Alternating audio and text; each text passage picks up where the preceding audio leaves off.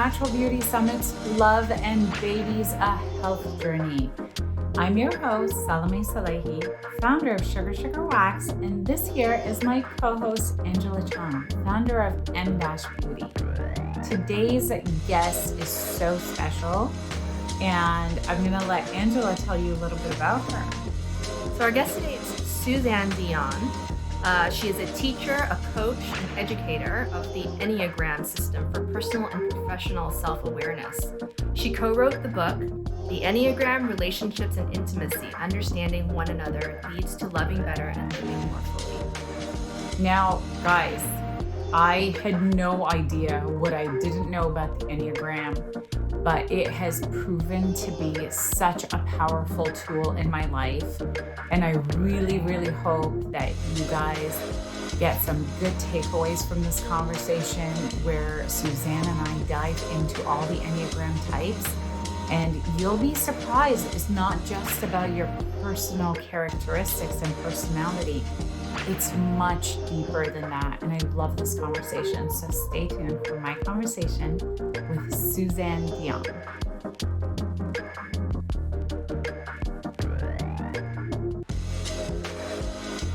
Welcome to Natural Beauty Summit's Love and Babies, a Health Journey. Today, I'm so excited to be speaking with Suzanne Dion, who is an author and an Enneagram coach, teacher, thought leader, and to me, I think the foremost expert, but I think she might contend with that. Welcome to the show, Suzanne. Hi, hello. Thank you for having me. It's great to see you again. We've had a lot of these calls over the last few months, and I'm really excited for you to be a part of the show because I don't think that many of us are really familiar with the Enneagram. And for me, it has proven to be such a powerful tool, and I'm excited to share it with you guys. So tune in and listen up because you're going to learn some new things. Okay, I'm just going to get right into it. So I think that a lot of our audience and might be familiar with and have heard of the Enneagram as a personality typing system. But what I have discovered that it is so much more than that. Can you please just shed some light on what the Enneagram is and what parts of us it touches on? Yeah, thank you. And there's it's becoming so popular as of late. It's spreading like wildfire. So I think some people might be familiar with pieces of the Enneagram, but what it really is it's a neurobiological, psychological, spiritual system to know ourselves. And to know ourselves is really where life begins. So the Enneagram has ancient roots, not exactly as it's being taught today in what we're called the modern Enneagram, but it's ancient roots in understanding that we are organized in a particular way to survive our environment, to, gosh willing, have a satisfying life and survive what we have to survive. So it is the organization of what we call personality. And, when you meet with someone or you talk to someone, oh yeah, her personality is like this. Oh, she's so like that. He's so like this. We tend to be describing someone's personality. Well, the Enneagram gives us a tremendously de-shaming, permission-giving way to look at the way that my personality is structured. And it also helps me understand how I got to be who I am. And then, of course, there's so many of us walking around going, well, who am I? Like, why do I do that? So the Enneagram really helps us explain that. And I will start by saying Ennea means 9 in Greek.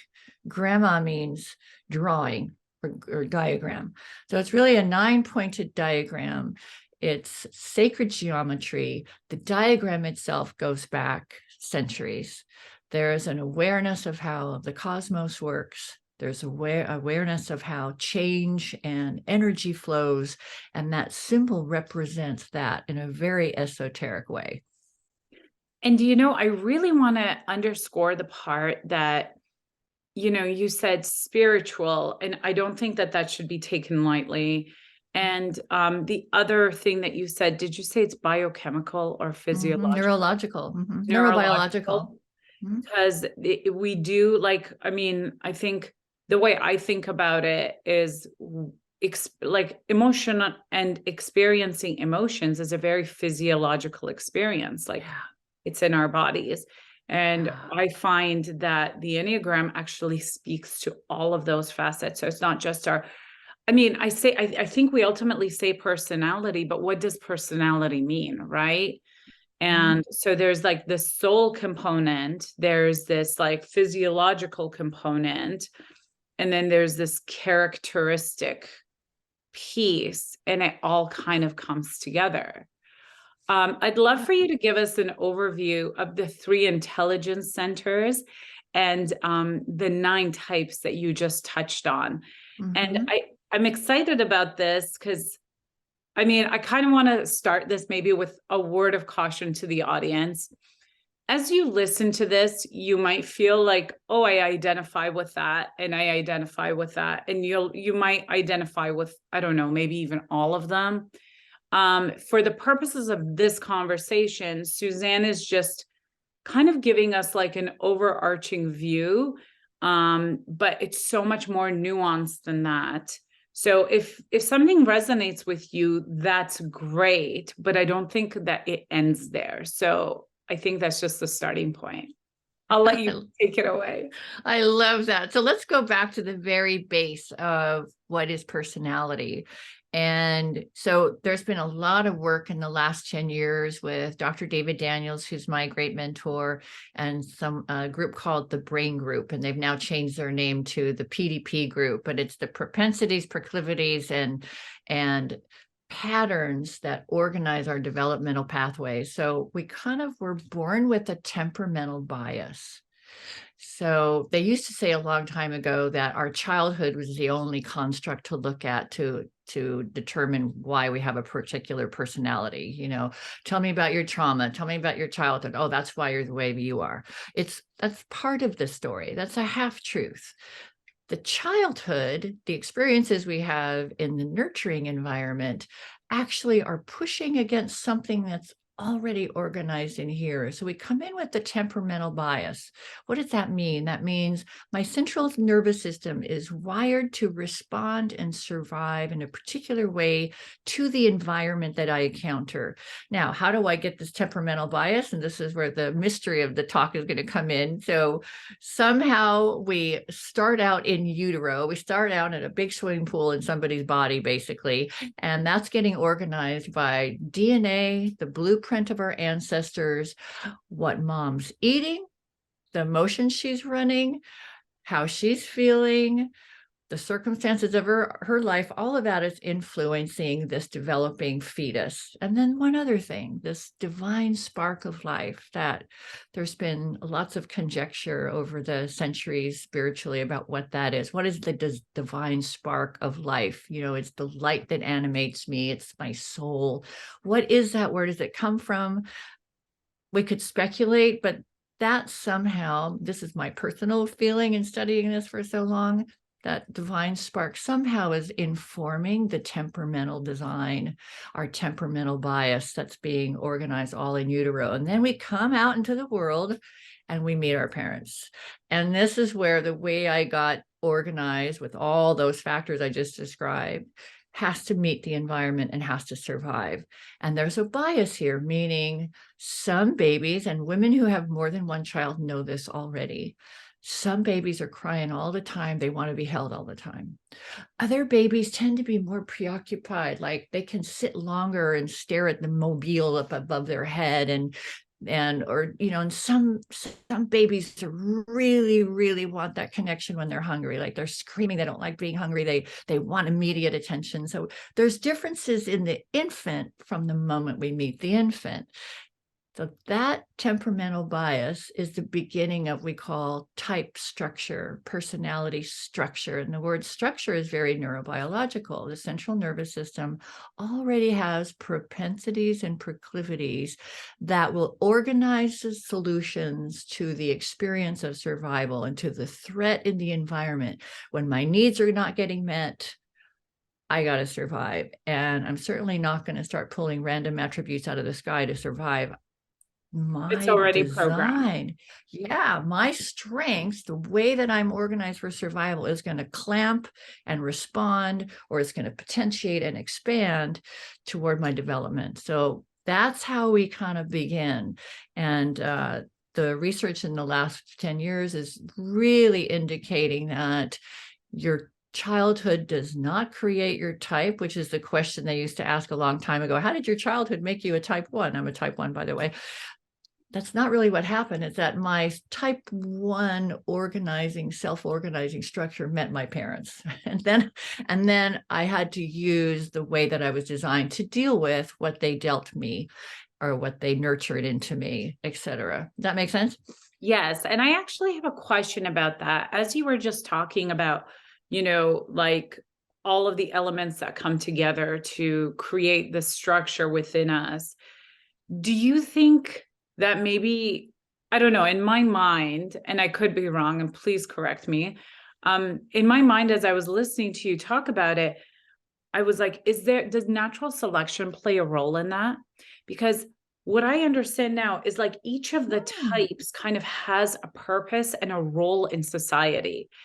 And is there something that is like, okay, well, like nature, society, biology, whatever, requires like a certain number of type 1s and a certain number of type 8s or whatever. So do you think from your experience that there's something kind of like natural selection-y about it? What a phenomenal question. And in the book that David and I wrote together, we do talk about the survival of the species, not just survival of the individual, but absolutely. So in this temperamental bias, in these developmental proclivities and propensities, there's particular talent. And that talent drives the focus of attention. And my focus of attention gives me an aptitude. And in the Enneagram, we teach there are 9 aptitudes. There are 9 particular focuses of attention. And absolutely, that contributes to the circle on the Enneagram, the unity and the wholeness. The species is already whole. The species is made up of 9 temperamental biased humans. And those biases contribute to our evolutionary survival. So, for instance, if every human that was born focused on hunting, what would happen to us? We wouldn't have made it, right? So each of these 9 structures tend to have an aptitude or gift in focusing their attention a particular way. Some are out hunting. They love the seeking. Others are there building the shelter and the warmth and the fire, and they're tending to the hearth. They're nurturing everybody. And then other ones are staring up at the sky and they're figuring out the cosmos. They're figuring out the weather patterns so we know when to harvest. So all 9 of these structures have a contribution to the survival of the species. Absolutely. So if you take one of these types out, if you take one of our temperaments out of the system, humanity itself suffers. So is there one of every of the 9 types in the world? Absolutely. Is there a balance of all 9 types? Well, that's a very interesting question. Now, we haven't been able to measure everybody in the world and have them Enneagram typed. But David used to say there are more 369s on the planet, the ones in the inner triangle of the diagram, than other types. And the 369 triangle in the Enneagram is very significant. They're kind of the engine of society. They're kind of an attachment, avoiding separation kind of a person. So they support the agendas of others. They're the ones that are carrying the load. They're kind of like the worker bees of the whole system. They're not the visionaries and the super creatives and the ones, inventing stuff. They're the ones that are alongside the inventors, making it all happen and carrying out those visions. So it makes sense. Yes. And I think we're just getting a little bit ahead of ourselves. And I just realized, can you just give an overview of the 9 types? Because for someone who's new to this conversation, what does a 369 mean? So just like overview, I love the 3 centers of intelligence. I feel like that's like the first like phase, and then we get more specific into the 9 types. So yeah, absolutely. So I'll start by saying we have 9 distinctive temperaments, Enneagram types in the system. And all 9 contribute something very important, each of the 9. Not one is better than the other. 9 doesn't mean it's higher, or 1 doesn't mean it's better. It's just 1 through 9. They are gender neutral. So all types can be either male or female. And then there's the type is kind of the structure. And then we'll talk about later is the structure can be really expansive and potential and response flexible and well-developed, or that same type structure can be born into a very traumatic, violent, negligent, abusive environment. And that type structure won't be as healthy. It'll be more contracted and defended. So I just want to give us this playing field that we have the structure, which is kind of on a horizontal level, and then we have its level of health. It's a really healthy type or it's a really unhealthy type. And I spent several years working in the prison system, teaching the Enneagram. And my goodness, right? In the prison system, you're going to meet people that are all 9 types again, but suffering high levels of defense, having suffered high levels of abuse. So their type structure is not functioning as well as some of the people you'll meet out in the world. So now let's take a moment just to look at this system of 9 temperaments, 9 types. And we break it down into what's called 3 centers of intelligence, which you've spoken to, which is, you're absolutely right. It's where we begin kind of understanding our own energy.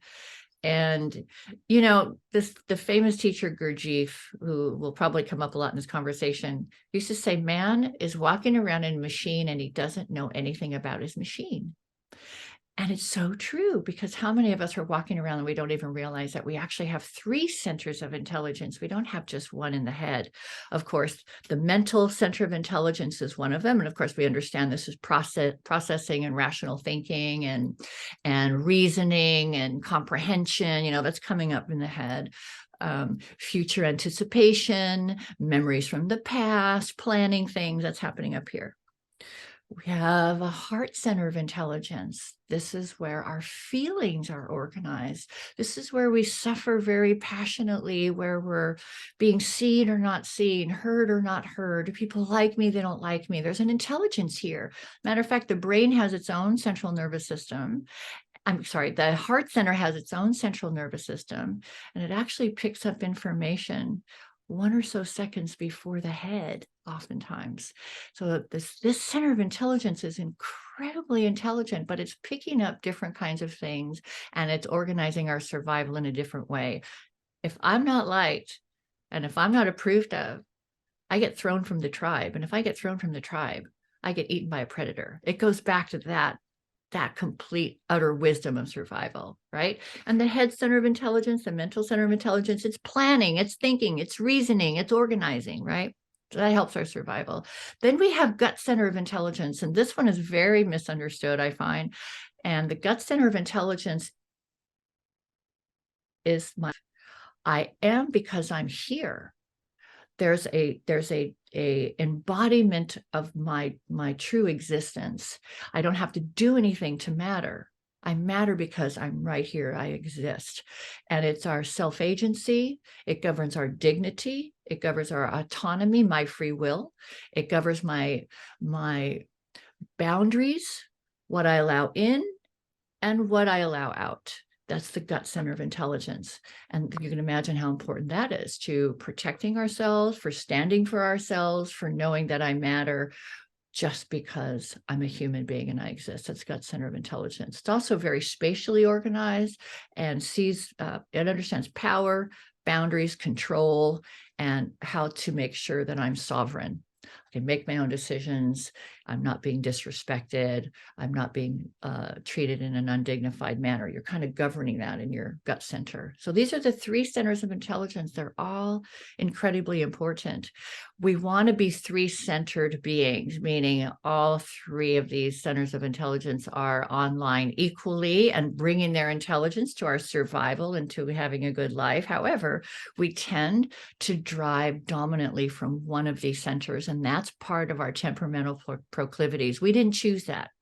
That's wired into your central nervous system. You have a strength there, and that tends to be where you ground from mostly, where you organize from mostly, where you get your self-referencing from. So those are the 3 centers of intelligence. We have 3 Enneagram types that are organized in the mental center of intelligence. We have 3 Enneagram types that are organized in the heart center, and we have 3 in the gut center. So 8s, 9s, and 1s on the Enneagram are organized in the gut. 2s, 3s, and 4s are in the heart, and 5, 6, 7 are in the head. So how does that make sense so far? Yes, and I think we don't have a diagram here, but on the Enneagram, the way you illustrated it to me, like the triangle was really meaningful because we all are connected to each center of intelligence. There you go. So that's Um, called the Enneagram process. There is another diagram we may or may not be able. This is called the Enneagram of harmony, also called object relations. You see how this one's 3 equilateral triangles? yeah. And this one's really important because each one of these triangles has a head, heart, and body. So that purple one, that's the 369 I talked about earlier. At the top, that's the 9 in the gut center. And then over on the right is the 3 in the heart center. And over on the left is the 6 who's in the head. So a 369 human has a 6 head, 3 heart, 9, type 9 in the body. This is very complicated. This is the Enneagram process. Notice there's no equilateral triangles on here. This is the symbol that's been popularized. It has a little hole in the bottom. And if you'll notice, type 2 does not have a line that connects over to 5, 6, 7, which is the head center. Now, how can type 2 not have a head center of intelligence? Right. That's Of a course great not. question. So I have a 2 harder has the time head. understanding this diagram. Yeah. So this takes you guys, this takes a while. And anybody studying the Enneagram, you don't want to let the symbol scare you because over time it will all make sense. But this happens to be the one you're going to see all over the internet called the Enneagram of process. And this one is really organized with the lines telling us about our growth potential. Okay. And the leaning into other types to expand our own structure and develop more response flexibility and to work with witnessing ourselves. And then it also helps us understand on those lines where we go when we start disintegrating is called destabilizing. When I get triggered, when I get reactive, which until we start studying something like this, we really believe the world is at fault, that the world triggered me, that you made me mad, you made me this, right? We place it outside of ourselves, but the Enneagram spiritual work is about understanding what makes me tick, what triggers my ammunition inside of myself that causes me to destabilize and start reacting. And this is where life gets hard, when we're reactive, where we're defended, when we're having to fight against, where we're having to protect my identity, who I think I am, then life starts to hurt more. And that's where the Enneagram becomes incredibly powerful. So powerful. I mean, like just from my experience, figuring out what my type is, like I made so much sense to me. It was like, because sometimes you do these personality tests or these like professional assessments or like we're going to do this test to recommend what you should be doing for your life. And it always felt incomplete to me. Like it's like, oh yeah, like nailed it on that and that, but like what about this attribute, and what about when I think like this, like how does that fit into the picture? Whereas when I really understood the Enneagram and I went through the process with you of really finding like my type, I was like, oh my gosh, that makes so much sense. So now I feel actually better equipped to deal with some of that interpersonal conflict because now I understand what's motivating me. But before we get into motivation, because that's my next question, can you just touch on the 9 types? I know on your drawing there was a label on each. Yeah, so this is the standard structure. And you'll see that we've got 8, 9, and 1 there at the top. You'll see 2, 3, 4 over there on the right, and you'll see 5, 6, 7 over there on the left. Now, 891 is in the gut center of intelligence. So I'm going to start there. So the gut center of intelligence is driven by an aversive emotion, which is shared by all mammals, of anger. So what this means that the 8s, 9s, and 1s first solution to stress or threat is to push against, move against, hold against, brace against. And anger is what allows that to happen in the body. Anger actually allows us to go, ooh, like tight like that, or explode. It's a big bunch of cortisol and adrenaline and a bunch of other stress hormones. So the 3 anger types, we call them, they start with frustration or irritation, then it moves to anger, and then it could explode into some expression of rage. But you can imagine that gut center of intelligence, like we talked about, sets our boundaries, protects our dignity, protects our autonomy, get out of my way, right? Leave me be me in the world, and it protects that stance.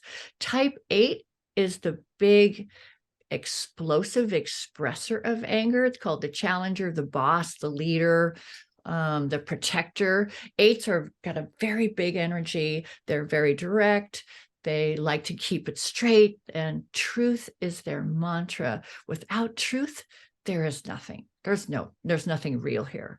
So 8s come to teach us about cutting through the BS. They've got great BS meters.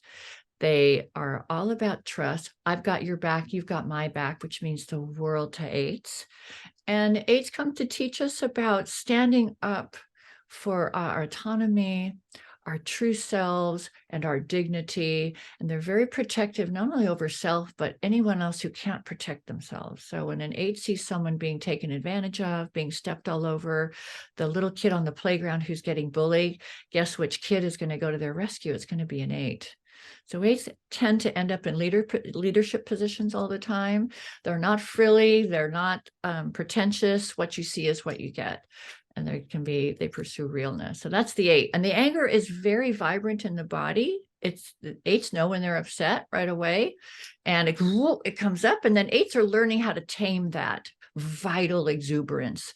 And that's their challenge, is to when to express it and when to hold it. Because the body wants to express it right away. Let's handle it right now. Let's take care of this right now. Yeah. Like the right now for 8 is everything. 3 months later, you want to talk about this? Are you crazy? Now, what are you doing? That's 8. Type 9 in the center of the anger triad is called the peacemaker, the mediator, the harmonizer. What else are they called? They kind of a neutralizing energy. Now, even though they're in the anger triad, type 9s do something very different with their anger. It goes back in on themselves, and it goes pushed down, it gets repressed, turns into a great big rock, like it's not movable. But they stay very kind. They don't express the anger. The anger is pushed down into the system, and they go along to get along because they're on that attachment triad. Separation is very sensitive for 9s. 9s realize that anger splits people apart. Anger separates. Sometimes when something is said, it can never be taken back, and the relationship will never be the same. 9s have this wisdom deep in their soul. So they hold the anger back. Doesn't mean they don't get angry, but they don't really know they're angry because their system represses it into the body so quickly. And then it turns into this kind of heavy weighted downness where they just start to feel completely apathetic and they can't get anything done. That's actually their signal that they are angry at something. They end up kind of numbing out to themselves. So they lose contact with themselves in order to stay connected out here, which means they're playing with their anger all the time in a really profound way. Then you have type 1 in the anger triad. This is the perfectionist, the reformer, the crusader. This type uses their anger to create change. It's about right, wrong. It's about fixing things. These are improvement junkies. These are crusaders. These are reformers. That's wrong. That painting's crooked. That person just used the wrong word. It's judgment and shift it, fix it, change it. Ones actually contain the anger. So the anger turns into like a sword. I picture ones with a really, really kind of a narrow field. The jaws get tight. The anger is held in the body below the neck. It's restricted, but it forces the one to mobilize around what has to be fixed, changed, improved, corrected. So that's a different use of anger. So you have express the anger, suppress and repress the anger and then contain the anger and turn it into something else like change and crusading and scolding. So I just want to say, as I explain these three types, one of the magical things about studying the Enneagram is it gives us a de-shaming permission to look at ourselves like, oh, that's why I'm so explosive and my girlfriend is so quiet when she's angry. Like, oh, I could never, what is wrong with you? You know, half the time we say, what's wrong with you? And someone else has a different central nervous system than we have, and they respond differently, particularly around issues of anger. Anger is one of the most visible ways to see emotion on people or to not see emotion on people. And this is, I find people are really baffled by, especially in coupleship, why one is explosive and one withdraws. Like, how can you withdraw if you're angry? Don't tell me 3 months later you were angry. What are you doing? Right. So the way we work with our anger is very, very specific actually to type. So those are the three gut types. Now let's move into the heart. 2s, 3s, and 4s. So 2s are at the beginning of the heart center. 2s are big heart energy. So this is about connection and bonding and nurturing and caring. And do you like me? And am I heard? Am I seen? Am I valued? Am I desired? And 2s bring their energy toward others. They're called the helper, the giver, the carer, the nurturer. 2s move toward others to take care of others, and they get their self-validation by being needed, and then being appreciated, but they won't acknowledge that very often. But to be appreciated for being kind of this indispensable, caring person means the world to 2s. The 2s are the ones we find in hospice. We find them in nursing, and the 2s come to make our lives sweeter and kinder and easier. They're the big carers on the Enneagram. 2s actually repress their own needs. It's all about someone else's needs, and that we can get into at another time or later.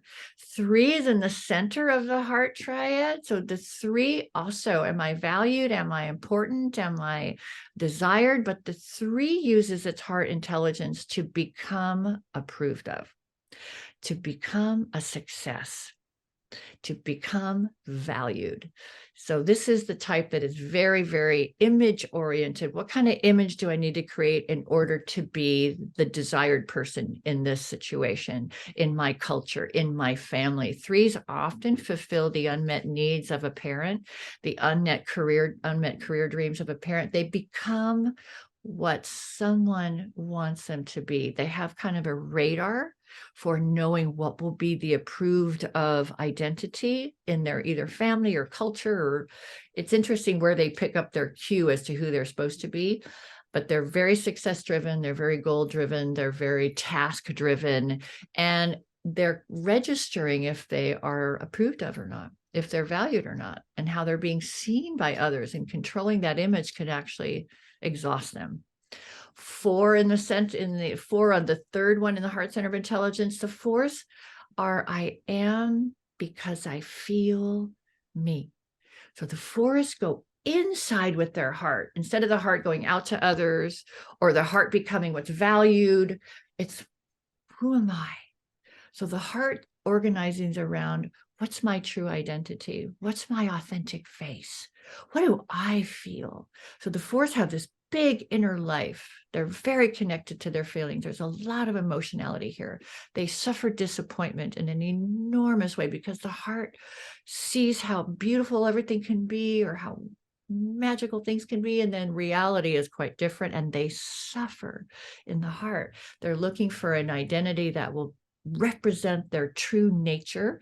So 4s can get really identified with being a particular kind of artist or only wearing a certain color, or they start grasping at straws, for lack of a better term, to organizing an identity that's authentic and it's really them. So they're definitely not the kid that wants to be dressed like their sister.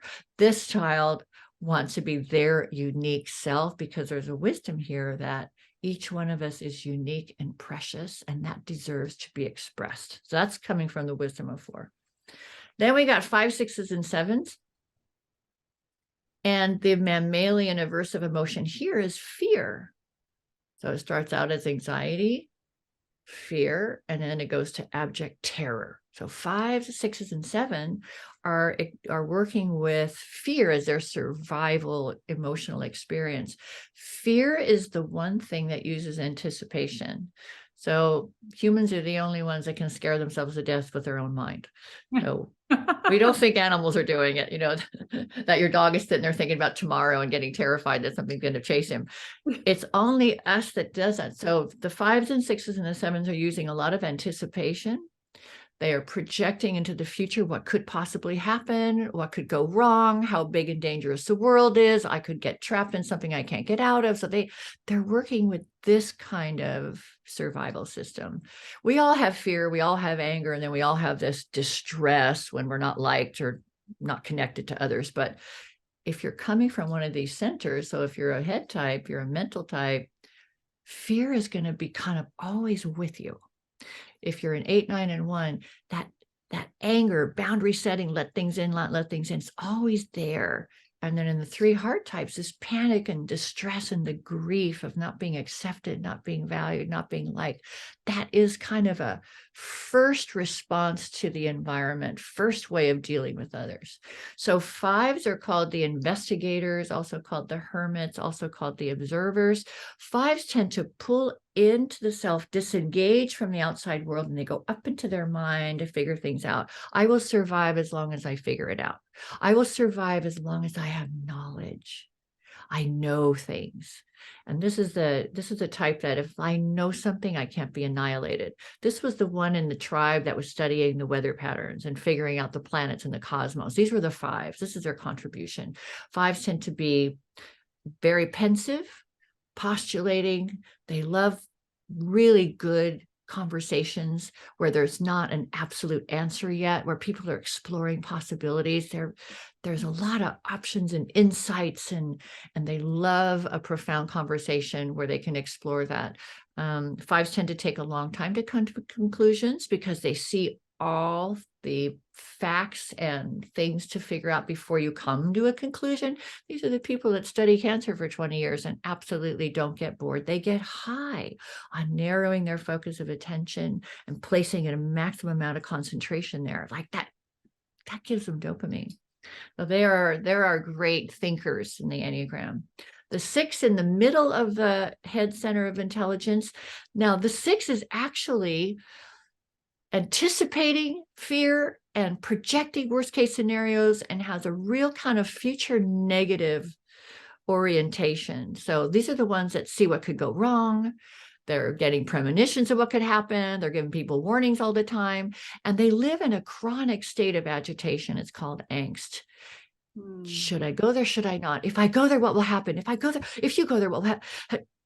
Now you can imagine how this organizes around survival. So the 6s in the tribe are the ones that would be up all night standing vigil, feeling for predators, right? Sensing if danger's coming.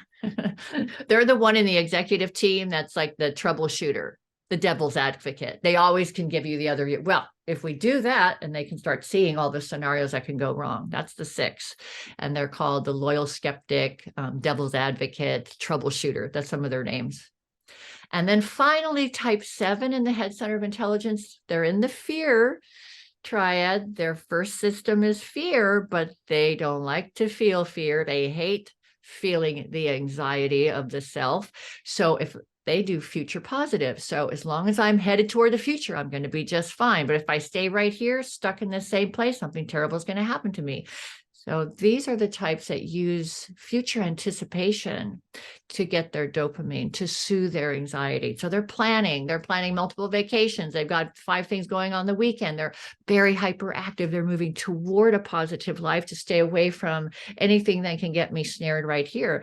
Don't limit me. Don't trap me. Don't tell me what to do. Don't make me do tedious things, because if I sit still long enough and I perceive myself getting bored, which is really the rising of the anxiety, the existential fear of life itself, And that anxiety rises, and then whoop, I'm out of here. I got to move. So they have a big flight response. They flight up into the mental faculties, into a future positive projection, and then they go there.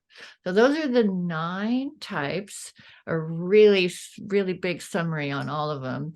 So we've got the anger types in the gut. We've got the connection, bonding, um, um, relational types in the heart, and then we have the mental faculties of the 3 types in the 5, 6, and 7, which is the fear types. Wow. Listening to you talk about all 9, it's crazy. Now that I know my type, like, I think if someone was paying attention, they would know which ones I would reacting to because I'm like, yes, yes, yes, yes, yes, yes. And then the other ones I'm like, yeah. And then yes, yes, yes, yes, yes. So um definitely if you're listening to this and you found that you probably connect with like at least 3, that's pretty normal. I love this so much because I find it so empowering once you know your own needs. I mean, isn't so much of life about self-cognition? Aren't our relationships, who we are in the world, how we show up and what we do, isn't that all about like getting to know yourself and knowing yourself and using your gifts to bring that to the world? Yes, it is, and that is our own psychological, spiritual development. Now, that does scare a lot of people, and I just want to go back and say that, when you hear the outwardly expressed traits of the type, you can see yourself in a lot of them. And I kind of love what you just said. Now that I know my type, the way that the self organizes itself for survival, we are self-organizing systems based on those original temperamental biases. And that organizing system wraps itself around threat. It organizes a solution to threat, and this is our defense system. And then it organizes our gifts in such a way that I will most likely survive. So I kind of know in here that I'm good at something, and that good at something, I kind of get dopamine from delivering what I'm good at. It's kind of wired into my reward system. So I will offer that up. So I'll give you an example of my cousin. He's type 2. I've known him since he was a baby. I was 3 years old. I was sharing with another person at a dinner table that I love these particular flowers that grow wild in the field. This child is 3 years old. The next day, that child is out in the field picking these flowers. No one told him to do it, but he's got an aptitude. He feels something when he hears someone say, I like those flowers. This particular child immediately organizes itself to go get them. And why is that? Because this particular child, when he brings them in and he offers them, he's already got a dopamine system that is highly charged to the look on my face when I respond to him. And he's my hero. That's a type 2, little type 2 was already there. I'm a type 1 child. So when I was a little girl and I lived in Montreal and it was in the middle of winter and everybody would come into the house, there'd be snow boots all over the place. They'd all leave them at the door in a big pile. Well, that bothered me. Yeah. I mean, I'm under 4 years old. The pile in the corner of the door bothered me. I wanted them matched up. I wanted the 2 that were like side by side, and I would line them up. Now, that didn't come from my parents. Why did that bother me? And it didn't bother my parents, who are 2 completely different Enneagram types. And then when I looked over in the corner, I saw them all lined up. My system relaxed. I was driven to straighten them by the dopamine system, by the reward system. So I'm talking a little bit of neurobiology. So the way we organize our gifts, it's coming from in here. Yes, now there's the parenting piece where my brother hated cleaning his room. It didn't do a thing for him. It didn't make him feel better. My room was always clean because it made me feel good. But my parents insisted that he clean his room. So he learned to adapt to their demands to save his attachment relationship with my parents. So the reason he was cleaning his room in total resistance and irritation was a very different reason for why I cleaned my room. Both kids' rooms were clean for completely different reasons. So that's a piece of this Enneagram too, is that to look at and to get to know ourselves. Why am I doing what I do? The motivation. Yes. I just want to Motivation is underscore really something. the type. Yeah. I want to underscore something that you just said, because I can really, like, having gone through the experience with you now, I can really relate to it. And you talked about your cousin when he was 3. You talked about your experience when you were little. And I had a really vivid memory of a very strong emotional experience when I was 4 years old. And I think that what I'm gathering from all of this is, like, yes, it's almost like it's innate, you're born with it, but our childhood gives us so many clues as to our type, Yeah. because we have these like strong reactions to things. Yeah. Yeah. Reactions to things is a beautiful way to put it. The type is responding to life. The structure, my self-organizing structure, is responding to life from the moment I'm born, like trillions of interactions at the cellular level all the time. And I'm having to adapt to survive. And this is the work of Gabor Mate, which is so amazing. But if we're in an environment where if I am expressing my true and pure self and it's not accepted by my attachment figures, I'm in a huge dilemma. Yeah. Because if I don't please these attachment figures, I won't survive. So this is where the betrayal of the self, adaptations against the self start to organize. And this also is something we have to dismantle later on when we do a type interview, because we have types that were completely shut down for who they really were. And they had to adapt to behaviors to save themselves with their attachment relationship. And then they grow up and they're suffering with addiction and just self-hate and all kinds of things because they were dislocated from their own natural inherent selves very young. Thank you for saying that. And I think that you just highlighted why it's so difficult to self-assess, Yeah. because the way we see ourselves and our behaviors is like, it's hard to discern, like, do I do this because I had to adopt this behavior to survive in response to my environment, or is it innate? And I think what you were starting to say earlier, and I'd love for you to, like, elaborate on it a bit more, is I think the discernment comes from the why. So, like you said, you and your brother were exhibiting the same behavior, but for totally different reasons.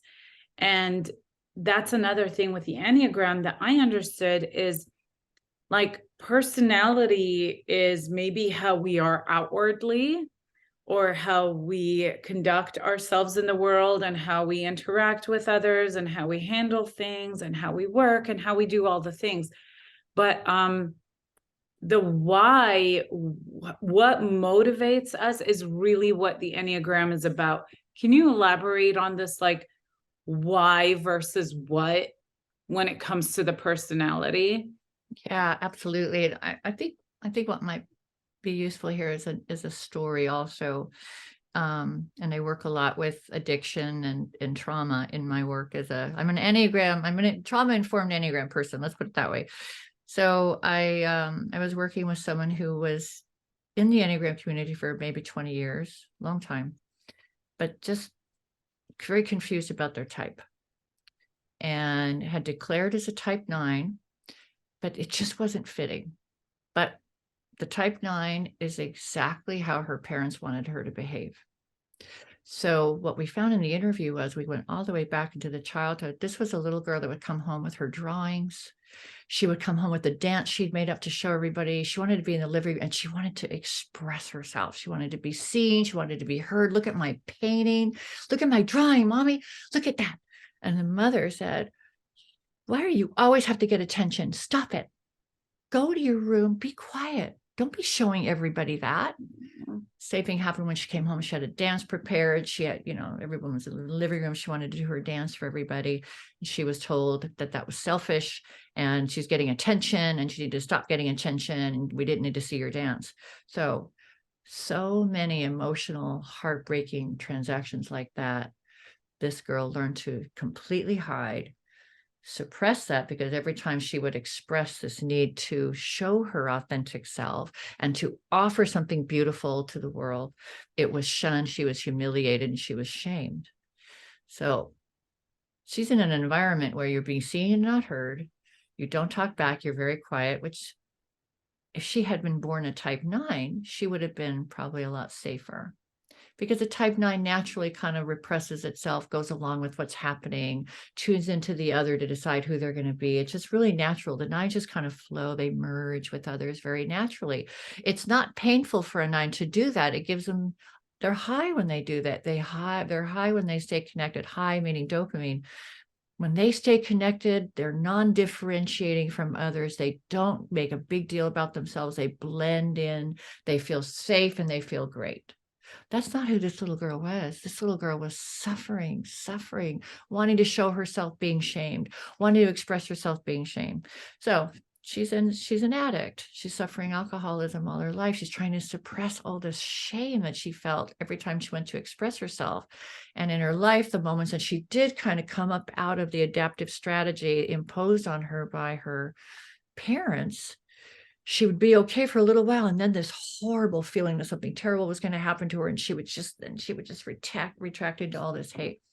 So that's the story of who I'm supposed to be to please my parents, and who I had to become, and then who I really am on the inside. And I love your word, the internal reaction is what we need to look at. The way she felt when she had to go back to her room after being shamed, her inclination was to show herself. Her inclination was not to blend in. That's the type. And there was her answer right there. Is she was really a 4, but wanting to show up as a 9, because the 9 got her safety with her attachment figures.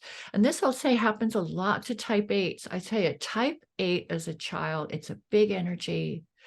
It's rambunctious. It likes to feel itself in the world. It's in the gut, and it likes to speak its mind and ask questions and get direct feedback, and it tends to have a lot of energy. And I had a girlfriend who was an 8 as a child, and there was an actual earthquake. This is in North Carolina, but they never have earthquakes. So the house starts to shake, and the mother yells, "Stop it, Mary!"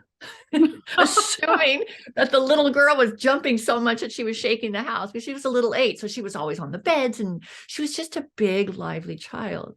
So that, what you said, is so critical. This really confuses connecting with our actual true temperamental bias, our true propensities and proclivities of who I was designed to be versus who I had to be. And one of the programs I'm involved right now is to actually work with parents, because just in not liking a quality in your child and shunning them for it, because maybe it's not convenient for you to have a really active child. Maybe it's a headache for you to have a child who's asking questions all the time. Maybe you've got a child that is a really withdrawn type, and it's a little boy, and you wanted a little boy that was out playing football. Like, just these ways of interacting with a child that let them know we're dissatisfied with who they really are, or we punish them for who they really are, when they're actually, in essence, causes incredible damages to the system of self and the development of the self in our children. Thank you for doing the work that you do. I think that as an 8, is it the protector? Like, I feel that, like, that's so important, because children are those little people that can't protect themselves. They can't advocate for themselves like the way adults can. So I really appreciate you doing that. And we can literally talk about this for hours and hours. It's fascinating. It's empowering.